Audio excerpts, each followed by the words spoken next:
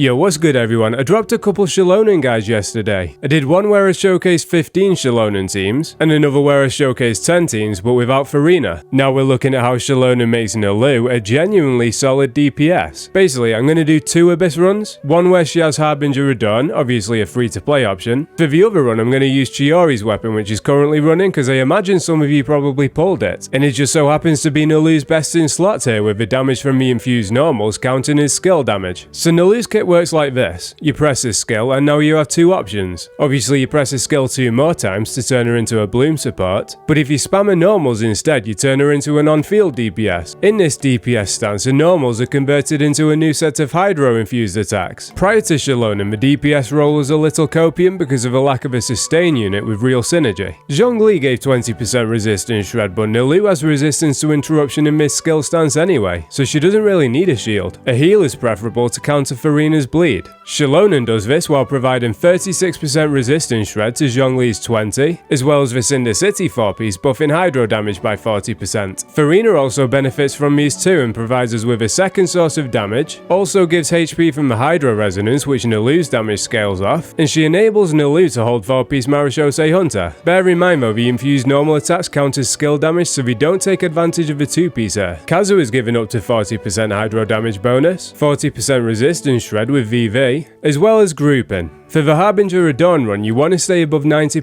HP to get the passive, which gives you a bunch of crit rate. Honestly, this isn't as difficult as you might think. Despite Furina's bleed, Xilonen heals so much you bring Nilou right back up to 100%. Even with the first chamber, where I took a lot of damage at the end from the Cryo Fatui guy, she got healed up quickly for the second chamber. If you do end up having a little bit of downtime while Nilou's under 90% HP, she gets crit rate from the Marechaussee 4-piece anyway, so it's all good. The buffs from my Abyss cards weren't great here. Burst damage is only a tiny percentage of the team's damage. The HP from the second chamber was nice though. For the third, I chose extra resistance because this team can't make use of a normal attack buff. So what do I think of this team? To be honest, it's actually decent. Nilou has a little bit of AoE with those attacks, and it's nice to have her on field because I love the sound effects and her attack animations. It's not as good as the same team with Neuvillette obviously, but the resistance to interruption from Nilou's skill makes it comfier to use Xilonen, whereas with Neuvillette you'll have to be more careful. Nilou is leaning on the strength of 3 of the best units in the game, but with her not having a good sustain unit until 5.1, she's one of the biggest benefactors of Xilonen. This is by far my favourite thing about Xilonen. Sure, she pushes the ceiling higher for a few teams, and she's a versatile side grade in a lot of others. I value units more for enabling meme teams and experimental playstyles like this though. I'm looking forward to seeing if Natlan gives us any more. Between the 2 weapons, Chiori seemed stronger to me, but it's nowhere near as big a gap as you might think. I have nothing left to say, so I'll let the footage rock. If you haven't already, check out my Xilonen team guys and enjoy the video.